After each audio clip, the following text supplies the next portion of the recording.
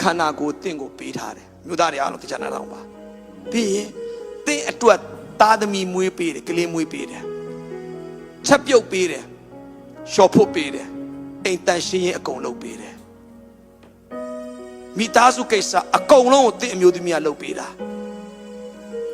လောက်ရမှာပေါ့ तू ငါမိမပေးလေဆိုခမရလို့တော့မပြောပါနဲ့ तू များသမီးကိုခမရယူထားပြီးတော့လေတကယ်တော့ဆို तू လည်းတခြားလူပဲဟောလားမဟုတ်ဘူးလားငါမိမဖြစ်လို့ဆိုပြီးတော့မလုပ်ပါနဲ့ဆိုတော့ကအမျိုးသမီးတွေကအဲ့လောက်ထိအပင်ပန်းပြီးတော့ပေးဆက်နေတာတပြားတစ်ချမ်းမှ$မှမရဘူးကျွန်ဆိုတာလောကမရဘူးအဲ့ဒါကြောင့်လေချင်းမတွေကိုကျွန်တော်အရင်သနာတာ